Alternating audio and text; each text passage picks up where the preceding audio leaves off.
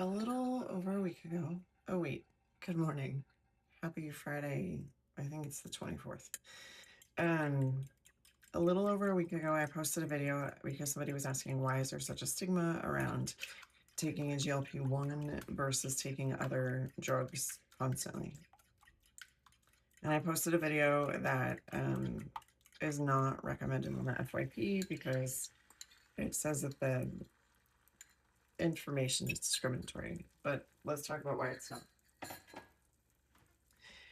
In the actual trials, the actual studies, none of the studies were done without changing diet and lifestyle factors.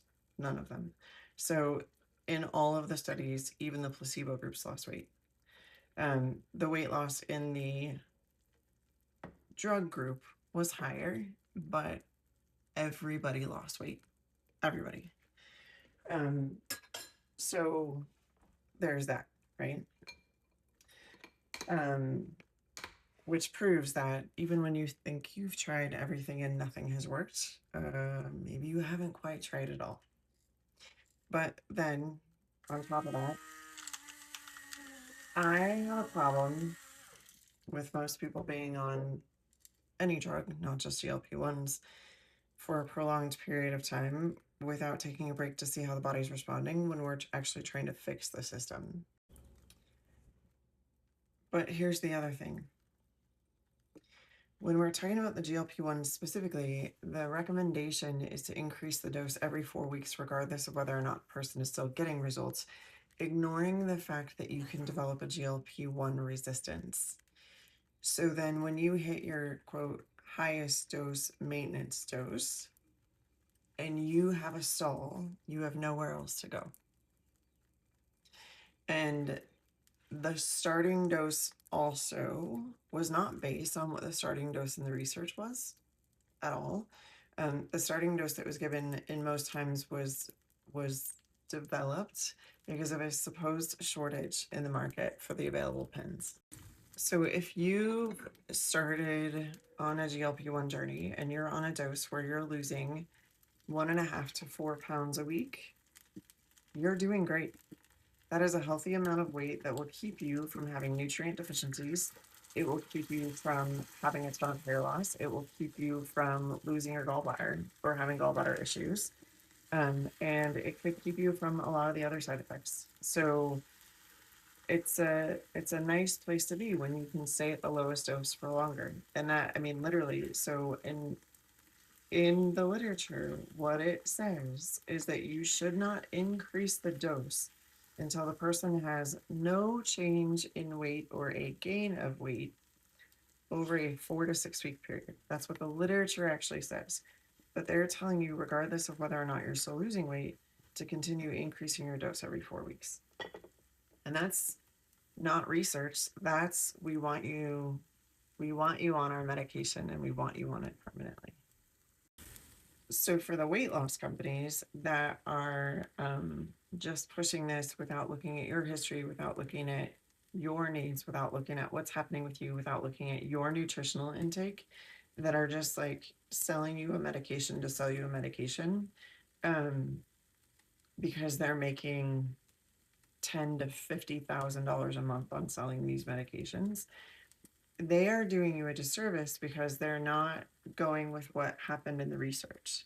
So what happened in the research was nutritional strategies, exercise strategies, other lifestyle strategies, combined with this thing that helps to support the system be more responsive to insulin. So I'm not sure that from a health perspective, the stigma is on you for using it, because what I also know as somebody who has been trained in functional epigenetics, is that there are people who are going to be both leptin, which is the hormone that tells you I'm full, I'm satisfied, please don't keep feeding me, and people who will be deficient in GLP-1 because of what's happened in their environment and a gut that's not working the way it's intended to. They will also be GLP-1 deficient. So I'm saying, from the perspective of somebody who knows that this peptide is then creating a hormone response, a pharmacological hormone response, maybe we should be a little more careful with our dosing, because if someone develops a resistance, they've got no options. And from someone that works with people who go on weight loss journeys and have been doing weight loss journeys with people since 2014 very successfully without GLP-1s, I know how to work with you alongside your GLP-1 in order to make sure that you're getting the nutrients that you need and that you're doing it in a way that's safe so that you don't end up with a severe hair loss, so that you don't end up losing your gallbladder, so that you don't. And I've already had people come at me and say, losing your gallbladder is normal on a weight loss journey. Okay, tell me why then. Since 2014, I've been helping people lose anywhere from 20 to 60 pounds in a 2-month period without losing hair, without losing their gallbladder. So again, if you have somebody who's just selling you a GLP-1 and they aren't checking in on you a couple times a week to make sure that you're tracking your food, to make sure you're getting enough nutrition, and they're not asking you about your fluid intake, and they're not asking you about your bowel movements, they're there to make money. They're not there to help you get healthier. Because while you're supplementing with GLP-1, you could also be training your gut on how to produce it better on its own.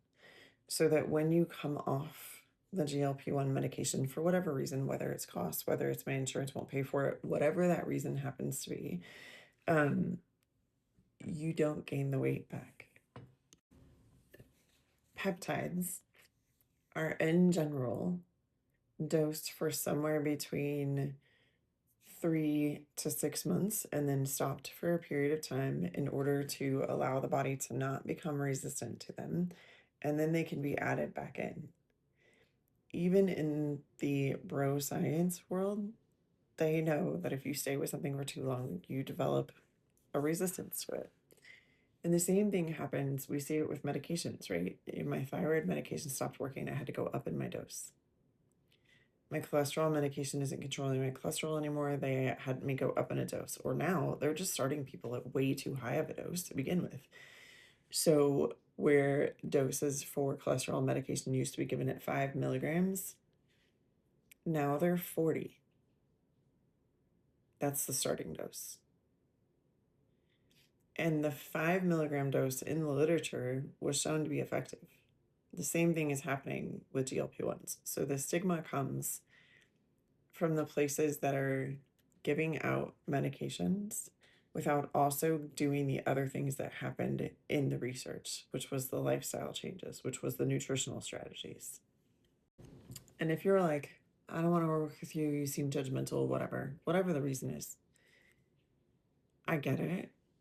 But go to ChatGPT or Claude or whoever else and ask them. Tell them your age. Tell them what your goal is in terms of fat loss. Tell them that you want to maintain muscle while you're on this weight loss journey. Tell them that you're using whatever GLP that it is, and ask for a nutrition plan that focuses on getting 100 grams of protein a day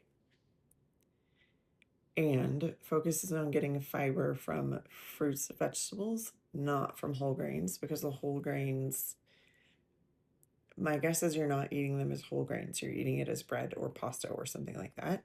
And those things get sticky in the gut and they can create a problem with bowel movements. And then really focus on tracking your food. So for females, the size of your fist, this is your serving of protein at every meal. And you should be eating 3 meals a day because you shouldn't be fasting for longer than 14 hours. That's based in the literature. You should be eating more at the beginning of the day than you are at the end of the day, based in the literature. Your serving of vegetables at each meal should be the palm, open palm of your hand. Your servings of fat should be the inside of your palm. Your serving of starch should be this much. Your starches are things like your potatoes, your rice, bread, pasta, etc. It's about 2 ounces. Hope this helps.